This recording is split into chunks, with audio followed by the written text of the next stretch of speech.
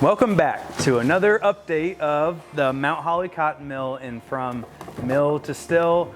I'm Robbie, the whatever guy around here, showing you around. We had a lot go on this week. It was really cool. We did some outdoor things, we did some indoor things. We had really good weather at the beginning of this week. So we did stuff like clean up around the creek and get that all nice and ready for grass seed, getting rid of vines and weeds and scrubby bushes and kudzu and stuff. So that was nice. We did some grading. We worked around a boulder pile and I just kept on moving boulders until I had one nice giant neat pile of round boulders over here and square boulders over here. We cut some holes in the building. We started building our column capitals and we put a couple of those up. That was pretty cool. We just did so many things. So maybe we go take a walk and check stuff out. Since we're up here, we're gonna go get the hole in the wall that we created. Hey, Misa.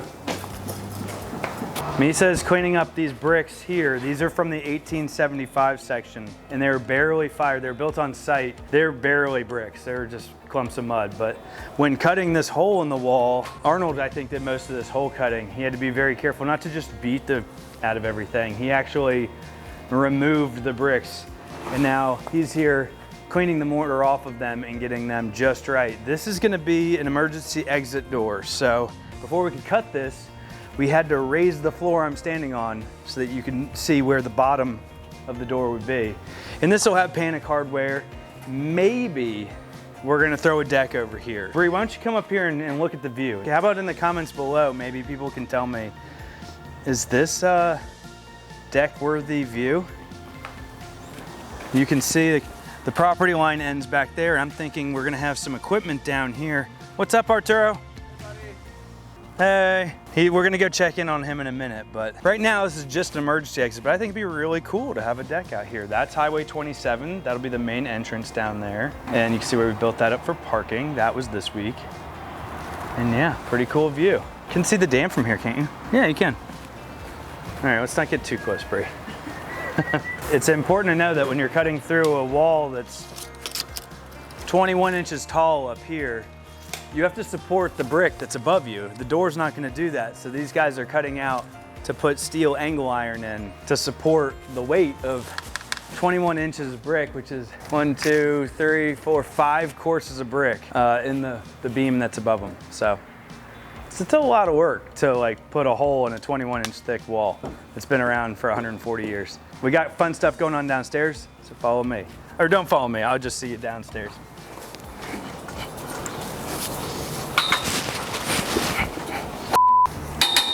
He's getting mortar on me. A nice clean hula shirt. It's Hula Friday. You know, it's Hula Friday. On Fridays we wear hula shirts. Yeah. You gonna start doing that? Shit.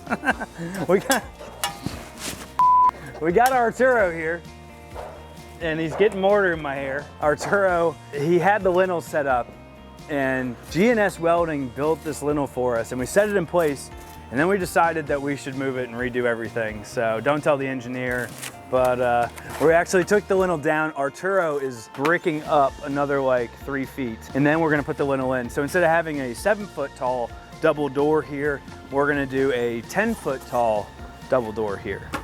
Just look a little fancier. Just bring more light into the room. So thank you, Arturo. I appreciate it, man. Sir.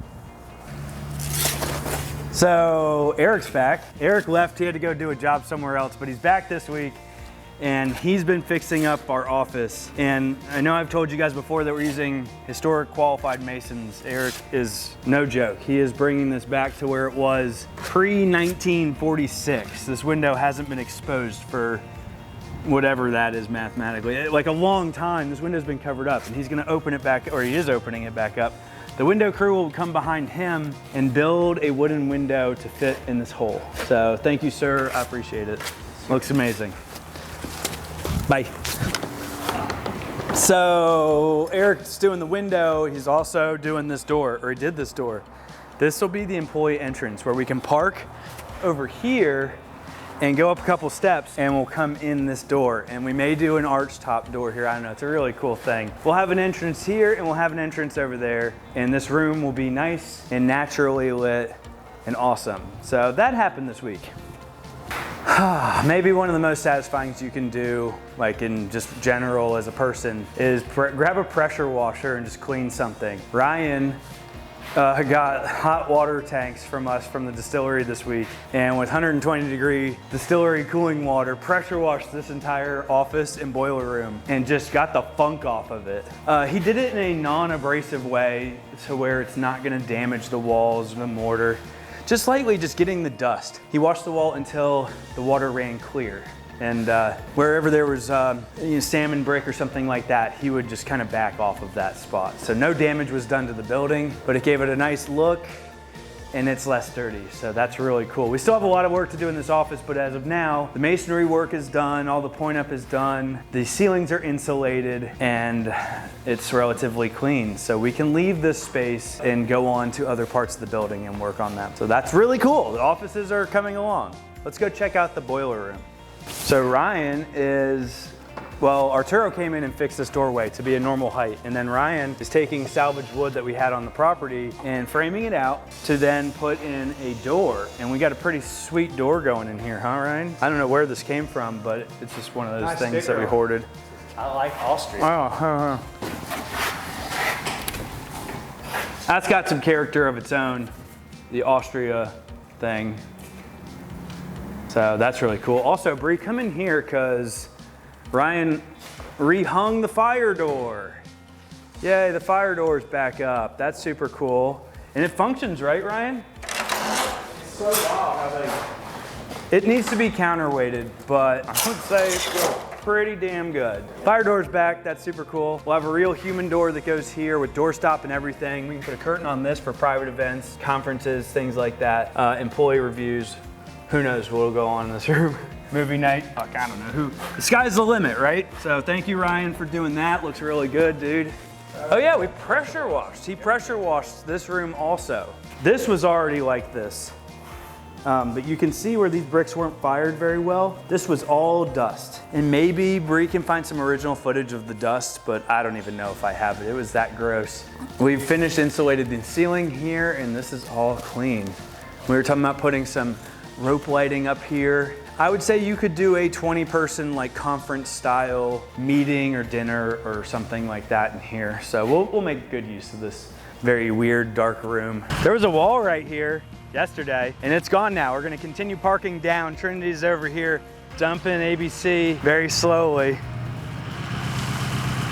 He likes to max his equipment out, but he's dumping ABC to grade this really nice and have us a nice parking lot, extended maybe 10 more spaces. Our pile of boulders is growing by the day.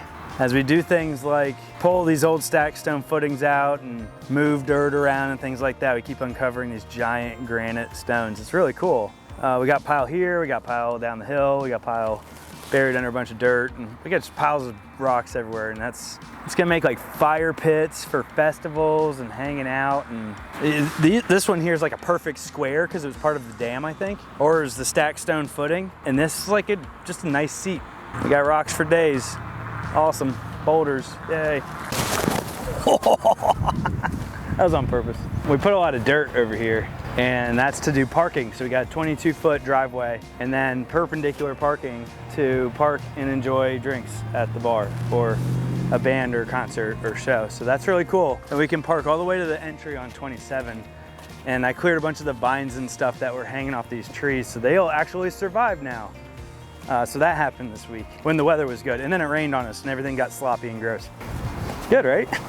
So earlier in the week when the weather was nice, we just cleaned up all this kudzu and weeds and nonsense. So we're gonna plant grass because it's grass planting time. So we're gonna plant grass over here. You can see at the back of the sandbank, that's where the property line is. It's just looking really cool. Like it really opens things up and shows you how awesome this is gonna be for concerts and festivals and markets and things like that. Accessibility is gonna be something down here, but I think we've got that figured out, so we should have no problem. And of course, you've got the dam and Dutchman's Creek, and it's just cool, man. This backyard is really cool. Oh yeah, and we got another pile of boulders too. So yay, more boulders.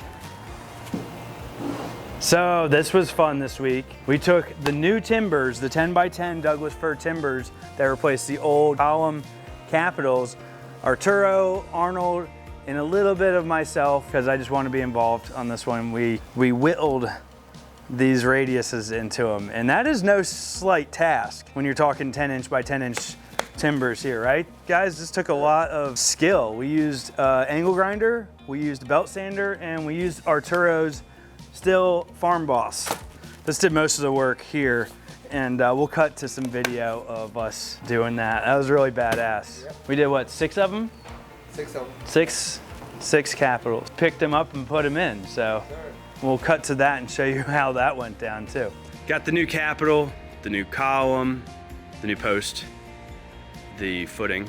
That has been engineered and everything is all set. We're sitting on this lintel over here. We got that shimmed just right. Everything looks pretty. Everybody's happy? You guys happy?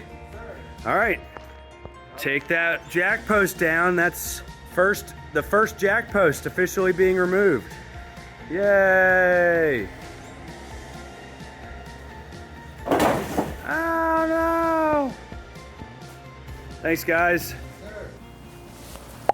Yes. Nice. Big thing this week was pouring these new footings. So there used to be a stack stone footing here with ratchet straps on it. Maybe we could get an old picture of that to show you what used to be here. And we jacked up the floor everywhere, and then we cut these I-beams out, and then Arturo made formwork. And for 3 of the 6, we didn't want to take everything out because it would just, the building could totally fall. So we just did 3 of them. These are 4.5 feet square, 5,000 PSI concrete, 12 inches thick, number 5 rebar, all inside of these things. And then 5,000 PSI filled concrete inside of 8x16 CMUs. This is one hell of a footing that Arturo has made here. And it should hold the building up, right? Sir. Well, I hope so. The engineer gave us a drawing that says it'll hold the building up. So anyway, that's cool. We did 3 of those, but we would have, but we can't put the columns on yet because A, we had to build saddles. And by we, I mean G&S Welding is fabricating special saddles for the columns so that Jordan doesn't hit them with the forklift, or Bree, because you were forklifting today, weren't you?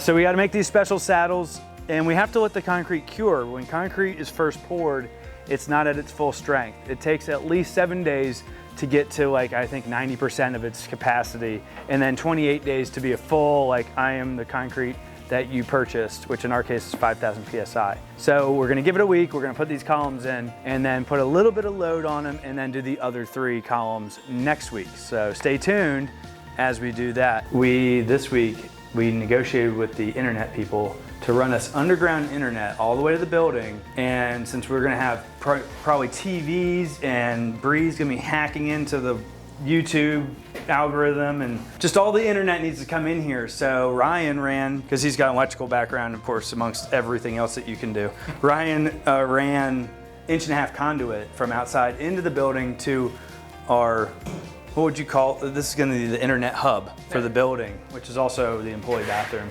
Well, the closet outside of the employee bathroom, but yeah. So we did that, and we worked on this old door, had a fenestro lock on it, which is a really cool ancient lock. So if anybody knows about fenestro locks, will you reach out to us and help? Because we need a key for this lock. We don't want to upgrade it to the Century. We want to keep it old school. That's really cool. Drywall. Oh yeah, we also hung drywall in the ceiling. So it's a drop ceiling, meaning we're gonna have to sprinkle below and above it, but this section of the building, we decided needed a drop ceiling. I think it was the best way to go. It just was beyond repair, and what was original didn't look good, but this finished looks good. I mean, I'm very happy with this. So this week I was visited by the previous owner, Pam Friedel, and Charlie Ryan. Charlie Ryan's great-great-grandpa, A.P. Ryan, built this mill back in 1875. And it was really cool. He reached out to us through watching the YouTube videos, and he's doing a presentation on how this mill established the cotton industry in the South, the American South. Not just a cool because it's Mount Holly or Gaston County thing, but this mill has a lot of history, and he has got a presentation coming up with the Historic Society in June to talk about all of that. And before he left me, he gave me this really cool thing. I've been looking for these on the internet and I couldn't find them. These are mill coins. So if you look at them closely, they have Mount Holly mills on them. And they have different denominations, but essentially the mill would issue employees money instead of cash to use at the mill store. So that's just a really cool, fun thing. These are from the 1800s, and some of these are just pristine. He said he knows somebody that has the mint for these, and I'm thinking of maybe a cool way that we can incorporate this into the bar somehow. But like, I just feel so honored to now have some Mount Holly mill currency. That's just really cool. So thank you, Charlie Ryan. Hopefully you enjoyed this video and all the other ones, and it's nice to be a part of the history of textiles in this county and everything that's going on. So that happened this week.